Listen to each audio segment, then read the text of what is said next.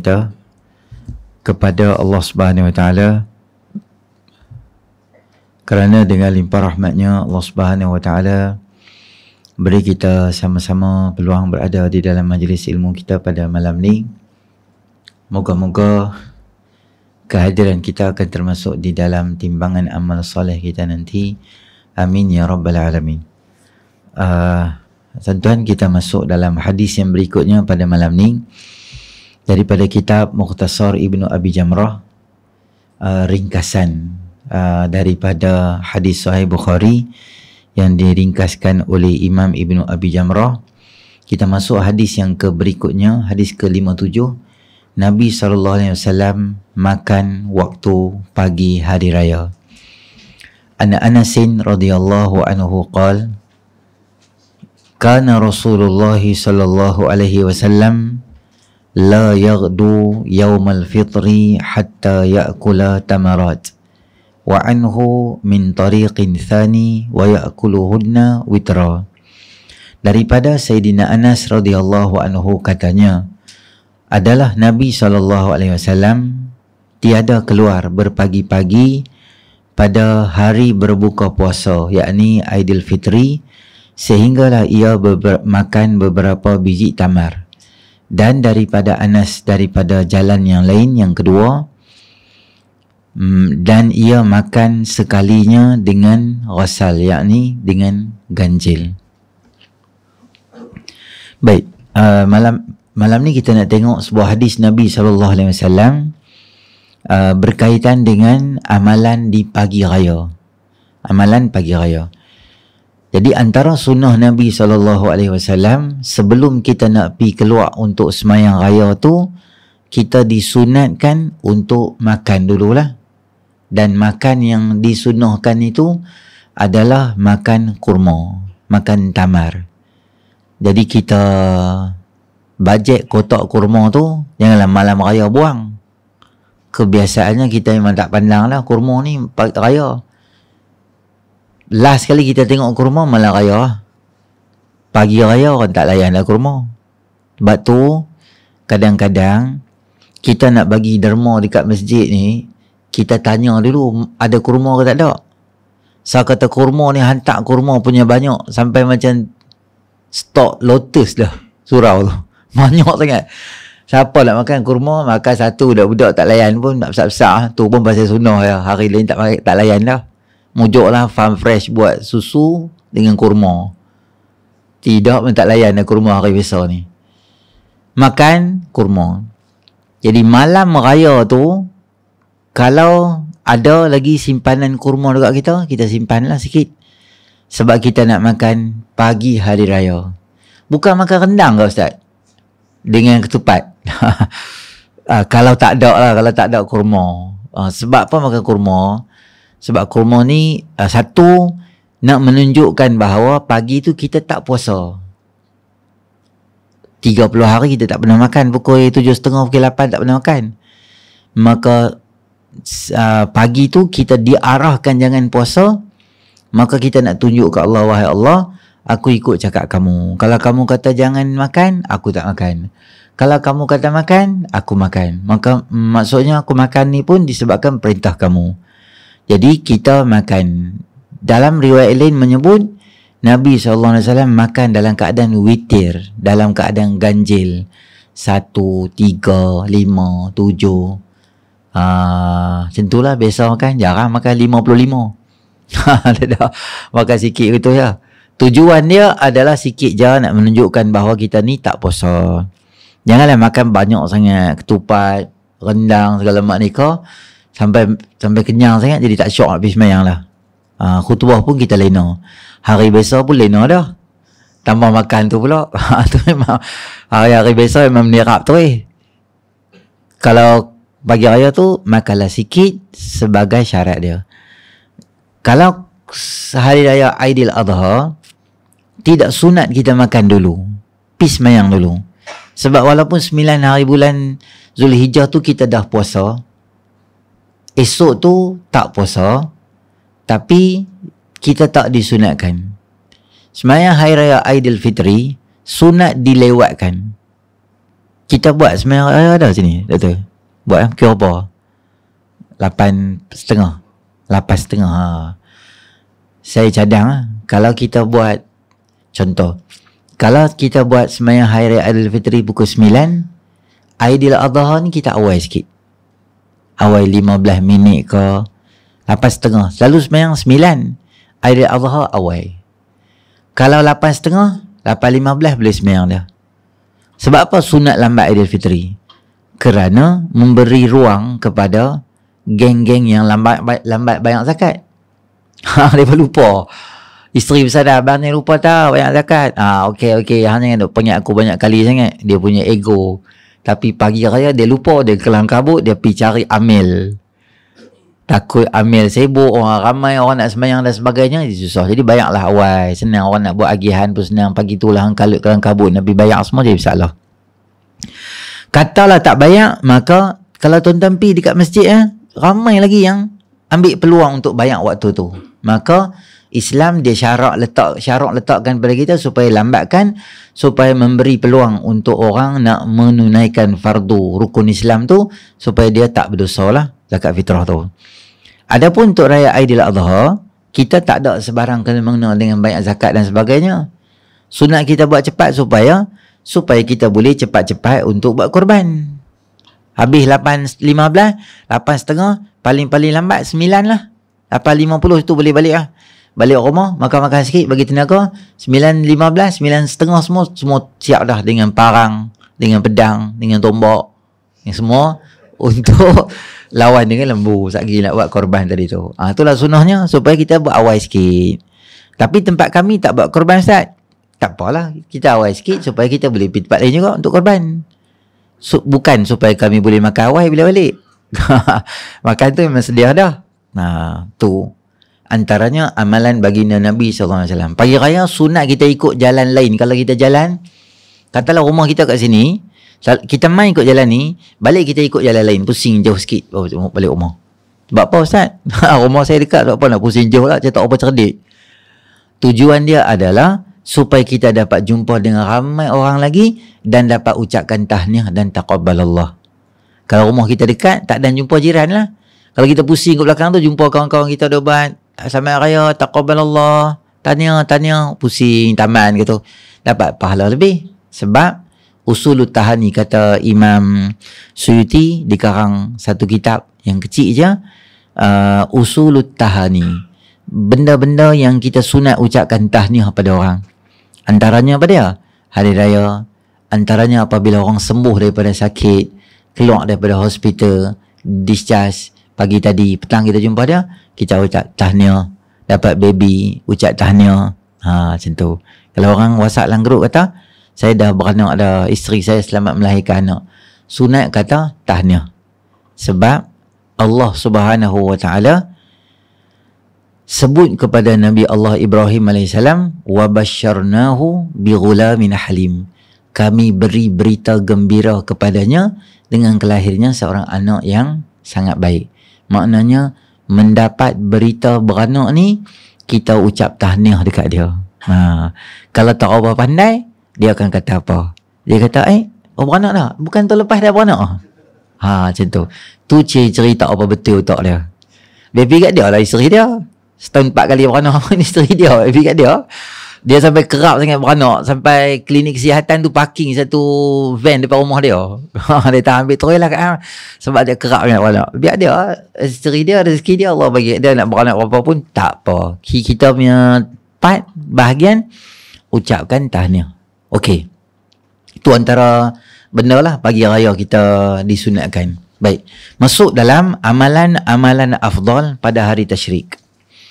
Kata Ibnu Abbas radhiyallahu anhu, Nabi sallallahu alaihi wasallam qala, "Mala amalu fi ayyamin afdala minha fi hazihi." Qalu, "Walal jihadu?"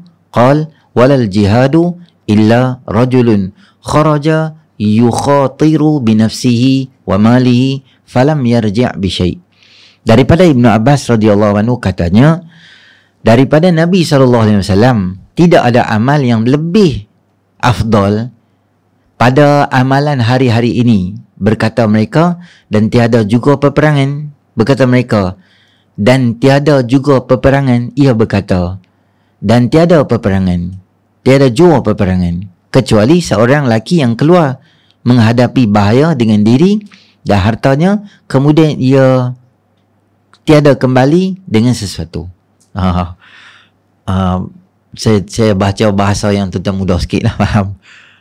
Nabi SAW bersabda, tidak ada hari yang lebih baik dan lebih afdal kamu melakukan amal soleh kecuali pada hari-hari ini. Saya terang hari ini tu apa. Sahabat kata, tak ada amalan yang lebih baik. Walaupun dia tu pergi jihad fisabilillah pun tak boleh challenge amalan tu. Nabi kata, walau dia pergi jihad, kecuali dia pergi jihad tu sungguh-sungguh sampai berani sampai mati syahid, dan dia habis harta dia tak balik apa dah, apa pun tak ada, macam tu susah berjihad yang paling tinggi, mungkin dia ni boleh challenge pahala tu lah. Okey, hari yang dimaksudkan oleh Nabi SAW ini ada dua pendapat para ulama. Satu adalah hari daripada Zulhijjah 1 sampai 10. Adapun Imam Bukhari meletakkan tajuk dalam kitab dia ni adalah hari-hari tasyrik. Maknanya 1 sampai 10 Zulhijjah tu ada satu pendapat ulama. 1 sampai 13 Zulhijjah tu itu pandangan Imam Bukhari dan beberapa ulama yang sependapat dengan Imam Bukhari. Maknanya 1 sampai 13 lah kita letak. Biasanya 1 sampai 10 Zulhijjah ni dia jadi hebat. Okey, saya cerita ringkasan sikit tuan-tuan. Dalam Islam kita ada 4 bulan yang dipanggil sebagai bulan-bulan haram. Bulan apa tu bulan haram? Dia start daripada Zulqa'dah, bulan lepas Zulhijjah, kemudian Muharram. 3 bulan ni betul-betul Zulqa'dah, Zulhijjah, Muharram. Satu dia jauh sikit pada kawan dia, terpisah, nama dia Rejab. Jadi 4 bulan. Kata Allah Ta'ala, A'udzubillahi minasyaitonirrajim, inna iddatash syuhuri 'indallahi 12 syahran fi kitabillah yauma khalaqas samawati wal arda minha arba'atun hurum. Jumlah bulan di sisi kiraan Allah ketika Allah cipta langit dan bumi 12. Di antaranya ada 4 bulan haram. Okey. Haram ni sebab apa? Haram ni saya tak mau cerita panjang sangat, dia start daripada jahiliah. Haram ni adalah ketika 4 bulan ni diharamkan perang, gencatan senjata, tak boleh fight, tak boleh bergaduh, tak boleh apa pun tak boleh. 4 bulan ni bulan yang tenang. Kata Imam Baihaqi dalam kitab dia Syu'abul Iman, wa baqiyan hurmatu syahrul hurum fi tad'ifil ujuri wal auzar. Bermula kemuliaan bulan-bulan haram ini adalah kerana Allah tingkatkan darjat. Maknanya kalau tuan-tuan buat baik dalam bulan tu, kita dapat double pahala. Kalau buat dosa, sama, fair and square, dapat 2 kali dosa. Dosa pun 2, pahala pun 2. Sepanjang 4 bulan ni. Bulan ni kalau tuan-tuan main kuliah, lebih banyak pahala daripada bulan Rabiul Akhir. Tuan-tuan main kuliah bulan ni, dapat pahala, derma, infak fisabilillah, apa saja nama kata baik. 4 bulan ni kita dapat pahala overall yang paling baik sekali lah. Okey, sekarang kita nak bawa kamera kita ni, nak zoom. Dalam 4 ni mana yang power? Kita kecilkan ruang kemuliaan dia tu. Dalam 4 ni, bila kita zoom kamera tu, kita akan dapat 1 bulan, nama dia bulan Zulhijjah. Zulhijjah ni, dia adalah ada kemuliaan dia yang tertentu lah. Okey, kita buang 3 bulan tadi tu, kita fokus Zulhijjah. Ramadan dia tak masuk dalam 4, sebab Ramadan juri. Dia bukan peserta. Dia demi level lain dah. Dia duduk di bilik lain. Ini 4, dia level lain. Dalam 4 ni, Zulhijjah.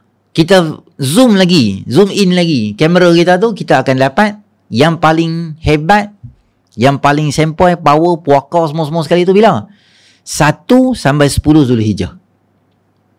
Ma min ayyamin afdalu min hadhil ashr. Tidak ada amalan yang dibuat oleh anak Adam lebih baik dan lebih disukai oleh Allah daripada hari yang 10 ni. 10 ni kira hebat sekali ya. Kalau malam, trofi siapa pegang? Ramadan. Malam 10 malam terakhir Ramadan, itu tak boleh main dekat, tak boleh challenge. Tapi kalau pagi, kata ulama, boleh kat Zulhijjah. 1 sampai 10 Zulhijjah ni, dia ada satu nilai yang sangat besar dalam Islam. Tapi Malang, bukan Malang ke? Bolehlah Malang. Banyak masjid yang tak, dia jarang highlight 10 hari yang besar ni. Kata Imam Sa'id bin Jubair, kalau boleh, la tudfi'u masabihakum fi hadzal ashr. Kalau boleh, lampu rumah hangpa jangan padam 10 hari ni. Sebab apa Ustaz? Suis rosak. Bukan. Itu kinaya simbolik. Ibadat jangan berhenti. Maksudnya malam pun rumah hang on ibadat, pagi pun on, manjang kira ibadat, macam tu je. Kerana kemuliaan 10 hari yang daripada Zulhijjah. Okey. Dalam semua Zulhijjah ni, hak paling power of the world mana? Pagi hari raya Aidil Adha. Itu yang paling hebat sekali tu. Sebab apa dia hebat? Sebab dia ada puasa Ashura. Dia ada hari raya. Dia ada talbiyah. Dia ada haji pula. Oh, yang pergi haji pula. Kita ada semua kemuliaan-kemuliaan ibadah tu berkumpul dalam 10 hari ni. Maka nilai 10 hari tu dia jadi tinggi. Kita ni, apa kita buat? 10 hari ni Allah suka. Apa kita buat pun Allah suka baik tu. Bukan bermakna kita tunggu nak buat baik pada 10 tu. Kalau kita ada duit, kebetulan kita ada duit nak bayar hutang, time tu, maka ambillah peluang 10 hari ni usaha. Kalau kita boleh bayar hutang, dapat pahala lebih. Allah suka perbuatan tu. Dulu zaman-zaman kita pop ye-ye, naik motor dengan marka, belakang sikit, naik Vespa, zaman tak semayang, menari tunjuk langit semua tu. Sekarang jadi bagus dah, insaf, bertakwa, soleh, beriman dan bertakwa. Ganti balik dah semayang kita, ganti balik, derma banyak, buat apa saja baik yang kita buat, Allah bagi pahala banyak. Ustaz, saya nak puasa boleh tak? Boleh. Saya nak puasa 10 hari boleh tak? Tak boleh. Sebab hari 10 tak boleh puasa raya. 9 hang paling bertakwa sampai koyok sejadah sujud pun sampai 9 ya. Boleh puasa tak? Boleh. Saya nak puasa sehari awal Zulhijjah boleh tak? Boleh. Saya larat nak puasa 2 hari? Boleh. Saya larat puasa 3 hari? Boleh. Up to you. Welcome. Silalah. Sampai bila? Sampai 9. Saya tak larat Ustaz. Saya nak puasa 9 saja. Itu pun yang paling bagus. Hang punya level tak larat, balok liat, tahap lepat liat yang paling teruk sekali, 9 jangan tinggal. 9 nama dia adalah Hari Arafah. Siapa puasa Hari Arafah, setahun depan dan setahun akan datang, dia ampunkan oleh Allah. Dan Allah tahu kita ni jenis dosa banyak. Sebab tu Allah buat macam ni supaya Allah ampunkan dosa. Tanda Allah sayang kita. Kita ambil wudu, Allah ampun dosa. Kita jalan kaki semayang ni, ampun dosa, dapat pahala, tingkat darjat. Ampun pahala, ampun dosa, banyak. Ziarah orang sakit dapat pahala. Sedia dapat pahala. Baca Quran tu, 1 huruf, 1 pahala. Ya Allah, banyaknya. Sebab Allah tahu kita ni jenis banyak dosa. Sebab kita nak counter balik kita punya dosa tu, Allah buat macam ni, pahala banyak. Jadi 10 hari ni tuan-tuan buat apa? Maksimum yang kita boleh derma, nombor 2 paling banyak daripada Ramadan. Ramadan baru ni kita derma banyak mana? Saya derma RM2,000 Ustaz. Saya agak-agak Okey, bulan ni hang derma lebih kurang, bawah sikit pada tu pun tak apa, lebih pun tak apa. Tapi kena berlumba-lumba. Malangnya tak banyak institusi agama, terutama masjid surau, yang highlight dalam 10 hari ni. Padahal dia hari yang hebat. Paling tak ada dalam 10 hari tu, kalau selisih Sabtu Ahad, kita boleh buat qiyamul lail. Sabtu Ahad 2 hari tu, buat qiyam dia 2 hari tu. Kerana 2 hari tu hari yang hebat. Dan semua-semualah. Dan satu lagi amalan yang hebat, nama dia adalah korban. Korban ni tuan-tuan saya nak bak, dia bukan untuk orang masjid je. Semua orang. Sunat muakkad untuk semua orang. Kita berapa lah, 700-800 macam tu lah. Masuklah korban satu panggung. Saya masuk dah Ustaz di Palestin. Boleh tak? Boleh je masuk Palestin. Jangan sebab murah. Palestin Ustaz 150 ya. India 250 Ustaz. Selesai masalah saya. benda kita paling sayang kat dunia ni apa? Habil dan Qabil dia sayang tak? Sayang apa? Sayang benda dekat dia lah. Habil, Qabil. Qabil dia sayang harta dia. Sebab dia tanaman, dia buat main lah. Tapi dia buat main tanaman yang tak canggih. Busuk-busuk lah, sayur. Kalau pukul 12 sayur nak bagi kat rabbit Cina petang-petang main ambil kan, nak bagi kat itik macam tu dia bagi belen dia. Tapi Habil ni dia bagus. Dia bagi yang terbaik, kibas yang terbaik, kambing, bulu dia tebal apa semua elok bagi. Maka Allah terima daripada Habil, tak terima daripada Qabil. Dia pun barah lah.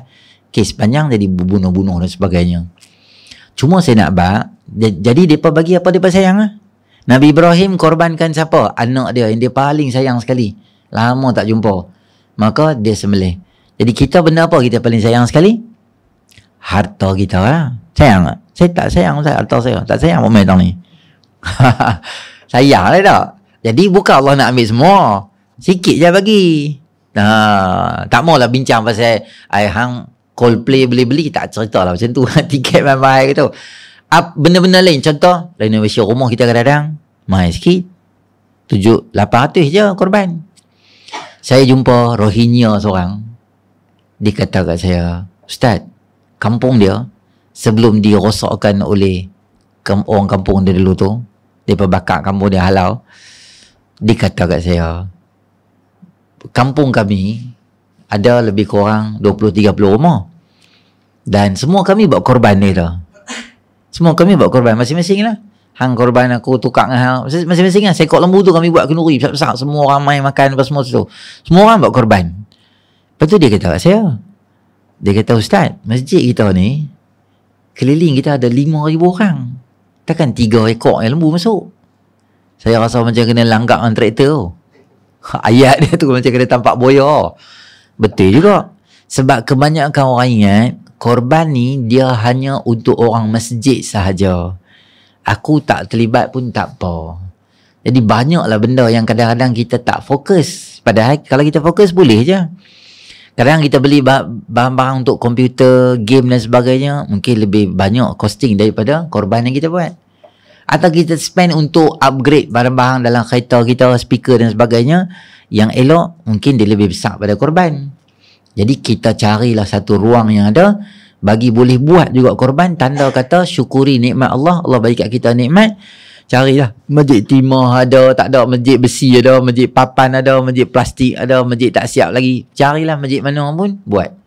Habis dah Ustaz, kami tak dan. Cari tempat-tempat lain. Habis dah Ustaz, tak ada. Okey lah, tak apa. Carilah luar-luar negara ke apa ke. Jangan kita ni tak korban terus ya. Melainkan memang betul ekonomi kita ada masalah. Tak dan Ustaz, saya ni anak macam ni sakit lah apa semua. Itu di luar kawalan lah. Tapi takat biasa, saya rasa kita, kalau kita tak sempat buat tahun ni, kita tolong masukkan dalam senarai kepentingan di dalam fikiran dan hati kita dan keluarga kita, korban. Kalau boleh tahun ni buat kat kita. Tahun depan buat kat atas nama isteri kita. Tahun depan pula anak yang besar-besar dah balik semua buat atas nama dia. Nanti lepas 2-3 tahun giliran kita naik balik. Lepas tu dia ulang lah, biar korban tu dia ada. Afdalnya korban ni kita ambil sikit lah. Sekadar tapak tangan tu kita ambil. Lain semua bagi kat masjid buat pengedaran. Lebih banyak orang miskin dah kan, lebih baguslah pahala kita dapat ganjaran yang sangat banyak. Bagi kita ni selalu makan dah daging ni. Orang miskin ni dia jarang lah makan. Kami tak tahulah nak cari mana orang miskin Ustaz. Ada orang miskin jenis minta. Ada jenis orang miskin dia jenis diam gitu, jenis tak expose diri dia, macam tu ada juga. Pihak masjid perlu untuk update selalu orang-orang miskin. Mungkin tahun ni dia tak miskin, tahun depan dia miskin. Dulu sebelum Covid dia okey, lepas Covid dia senarai dengan orang miskin. Tapi list kita tak update. Jadi kita tak masukkan nama dia. Kesian kat dia. Jadi kita update selalu. Kadang-kadang ada suami okey, lepas suami tak ada, jadi kelang kabut kat rumah, maka dia boleh masuk dan senarai kita bagi daging korban pada dia. Sebab korban ni dia milik orang miskin. Kalau seluruh daging korban tu kita sembelih, kita edarkan kat semua orang-orang biasa dan semua orang, tapi kita tak bagi kat orang miskin satu tumpuk pun tak sampai, maka lembu tadi tu dia tak dinamakan korban. So kita ni menumpang orang miskin sahaja. Kita bukan pemilik korban lah, pemilik lah juga. Jadi kita bila korban ni, dia bukan saja nak korbannya, lebih pada silaturahim, pakat mai, tolong dan sebagainya. Bukan kita cekak pinggang mana daging yang kurang lambat lah apa semua duk marah gitu. Kata dia kami sembelih 5 ekor, asal nak kena sembelih seekor lagi. Baru dia beringat sikit. Dia main kira nak bagi duit, mana daging aku mana, daging aku mana, duk main arah kita pula. Mainlah tolong sama-sama supaya kita dapat hubungkan silaturahim yang banyak dalam korban ni. Cuma saya nak pesan kalau boleh masa korban ni janganlah tak semayang. Saya sedih kadang-kadang tengok orang korban sampai Zuhur. Dah sampai Zuhur dah buat apa? Bawa lah spare baju ke apa. Macam tuan-tuan dekat balik rumah saling baju main semayang. Kadang sedih tengok orang duk semayang Zuhur, mereka duk sembang ataupun duk buat kerja lagi. Saja duk minum teh pagi tadi tak habis tu, duk gelak sembang tu, orang semayang Zuhur. Dia ingat dia korban tu besar dah, tak semayang Zuhur pun Tuhan tak marah. Ramai orang dia rasa tak apalah, aku ni dah buat benda besar dah, takkan Tuhan nak marah aku dah korban dah. Sama ada aku masuk panggu atau aku orang yang buat kerja daripada pagi sampai petang, aku buat kerja ni untuk korban ni, takkanlah Tuhan nak marah aku, tak semayang sekali tak apa kot. Walaupun hang korban 800 ekor pun sembelih, lapar, buat kerja, tetapi kita tak semayang, kita bukan kategori orang yang hamba yang baik. Semayang kategori hamba, korban satu bahagian, dia sunat muakkad. Adapun semayang hukum dia fardu. Jadi apabila 10 hari yang daripada Zulhijjah ni ada banyak benda-benda macam ni lah dalam agama ni, maka memberi nilai yang sangat besar pada hartanah. Hartanah 1 sampai 10 hari tu nilai dia jadi naik sebab ibadat yang terlalu banyak. Dia sesuatu benda tu dia nak naik dia punya nilai hanya dengan ibadah berkaitan agama lah. Dalam surah Isra Allah Ta'ala sebut A'udzubillahi minasyaitonirrajim, subhanalladzi asra bi'abdihi lailan minal masjidil haram ilal masjidil aqsa alladzi barakna hawlah linuriyahu min ayatina innahu huwas samiul basir. Bumi Palestin tu barakna haulaha, kami beri keberkatan di sekitar dia. Sebab apa bumi Palestin tu diberi keberkatan sekitar dia? Ulama bagi tahu, di situlah penempatan para anbiya Bani Israel ni banyak naik di situ. Di situlah jejak-jejak kaki para anbiya untuk dakwah orang. Di situlah dikuburkan para nabi dan dikuburkan para pengikut Nabi yang soleh. Maknanya sekitar tu, hartanah kawasan Palestin tu Allah kata Allah beri keberkatan. Bukan keberkatan tu disebabkan ada bangunan, disebabkan apa-apa, tetapi bila ada amal yang soleh, maka Allah akan angkat martabat kawasan tu. Sebab tu Nabi SAW sebut, ahabbul biladi ilallahi masajiduha wa abghadul biladi ilallahi aswaquha. Cebisan tanah muka bumi yang Allah paling suka kat dunia ni adalah apa? Masjid. Sebab apa Allah paling suka? Sebab di situ digunakan untuk semayang, untuk ibadat, untuk buat benda baik. Kita tak buat benda jahat, kita tak buat maksiat dan sebagainya. Maka kawasan tu dia jadi mulia. Dan tempat yang Allah paling tak apa minat, market, pasar. Di situ kebiasaannya pembohongan berlaku. Kebiasaannya derhaka pada Allah akan berlaku. Kebiasaannya dedaharat akan berlaku. Maka mana-mana lokasi dan kawasan dan tempat yang sama ada benda-benda macam tu menjadi tempat yang tak diminati oleh Allah. Mana saja tempat yang orang buat baik, Allah suka. Walaupun masjid tak ada, tapi kita buat baik, bawah pokok, buat zikir, buat kelas, taklim, apa benda-benda baik kita buat, kawasan tu dia akan jadi hebat dan tinggi dia punya nilai dia di sisi Allah. Masjid kita tengok, kapet kita nak dibandingkan dengan kapet hotel 5 bintang dekat Kuala Lumpur ke, kat Pulau Pinang ke, ENO ke apa ke. Hebat lagi kapet di hotel tu. Tapi sehebat-hebat kapet di hotel, orang masuk pakai kasut. Kapet surau masjid, adalah yang mahal, mungkin yang biasa. Atau surau-surau bawah flat biasa-biasa je. Tapi kapet yang biasa tu, hang tak akan masuk dengan kasut. Sebab kawasan tu dia ada kaitan dengan Allah. Baitullah, rumah Allah. Surau guna untuk ibadat pada Allah. Apa saja kena mengena dengan Allah jadi mulia. Tandas di hotel, dia punya jubin dia punya mama dia dinding tu jauh lebih elok daripada dinding kita ni. Tapi di situ orang guna untuk pergi tandas, untuk kencing dan sebagainya. Di masjid, di surau orang tak buat ke tu. Kasut pun pula kemuliaan Allah letak. Sebab tempat tu, kawasan tu kita guna untuk buat benda baik. Maka balik pada Zulhijjah, apabila Zulhijjah ini menjadi hebat dan mulia kerana amal soleh yang ada dalam Zulhijjah tadi tu, maka kita niat dan kita azam, kita perbanyakkan amal soleh kita pada 1 sampai 10 Zulhijjah. Tapi Imam Bukhari dia lajakkan sikit, kemuliaan tu bukan 10 hari je, sampai hari ke-13. Sebab dia kata amalan yang afdal pada hari-hari tasyrik. Maknanya 11, 12, 13 tu lajak lagi. Boleh. Maksudnya sampai semua hari tu, apa saja baik yang kita nak buat, kita buat. Terutama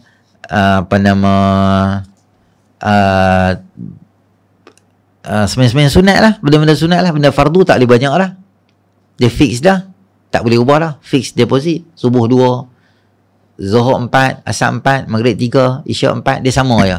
Yang boleh tambah benda-benda sunat. Banyak mana pun boleh. Derma, infak, puasa. Rajin, puasa lebih. Tak rajin, puasa hak mana larat je.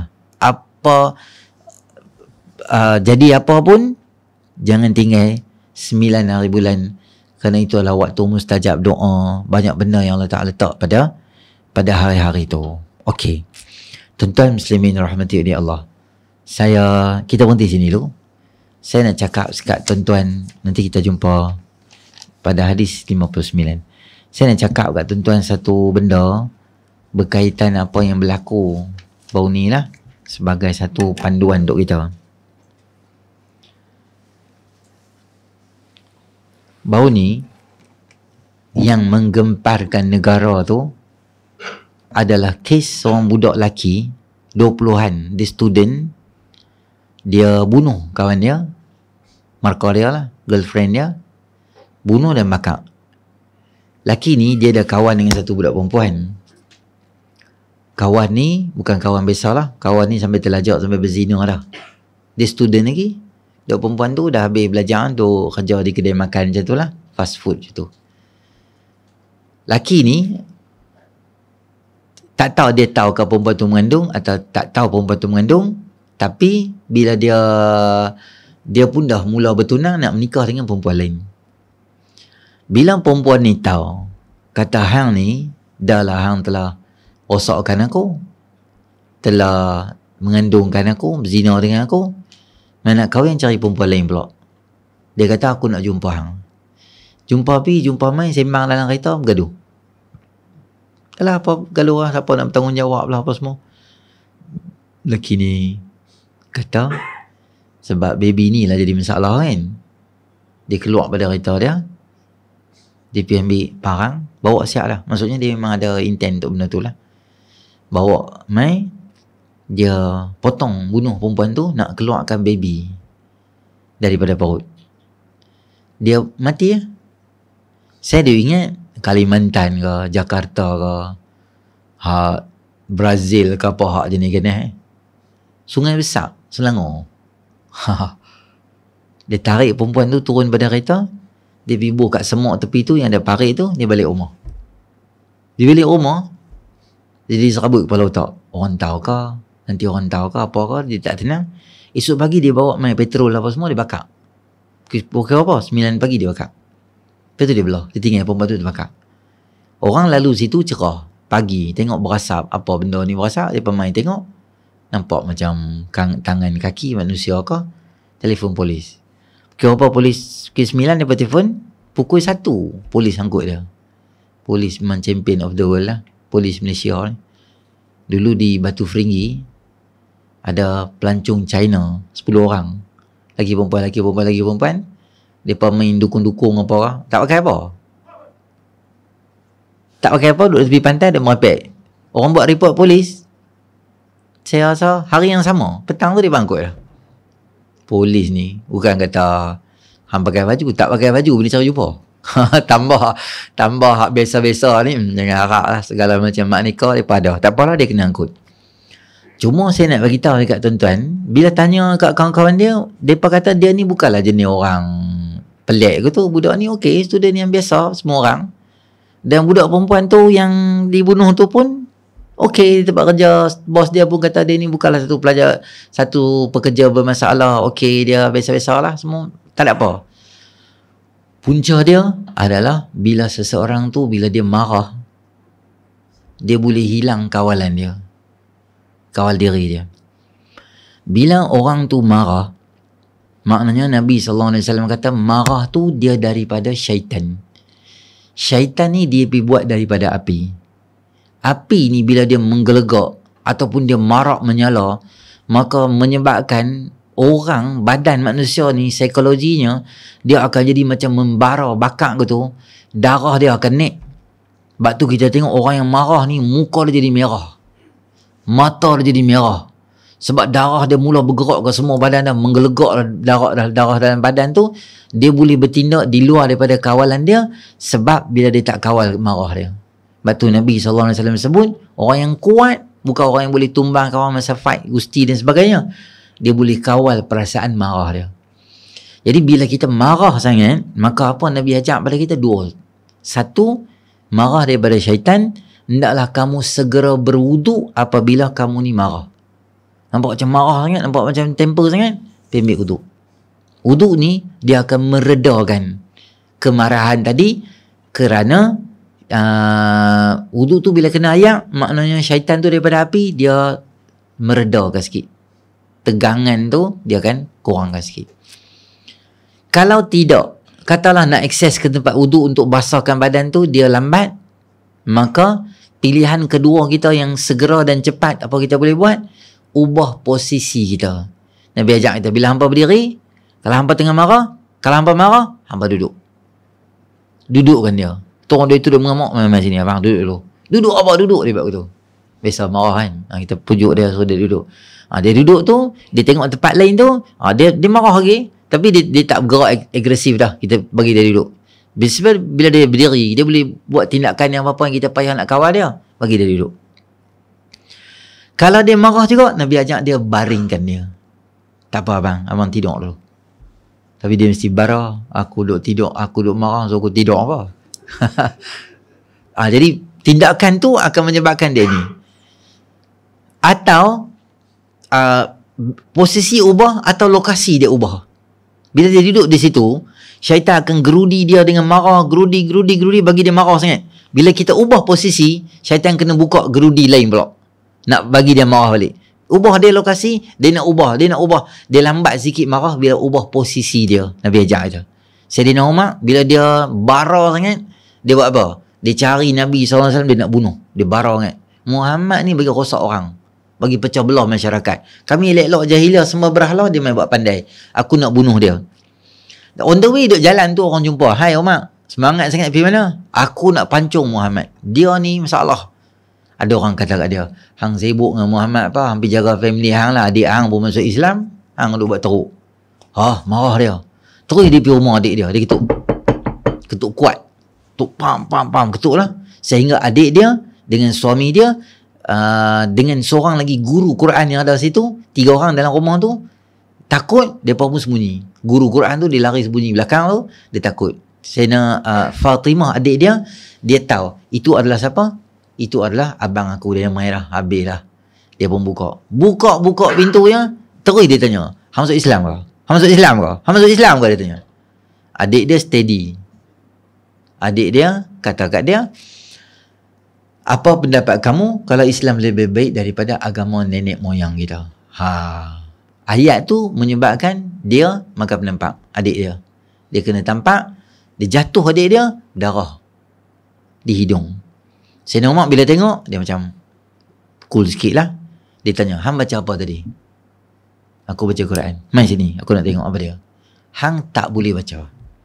Hang mesti mandi dulu. Hang tak bersih.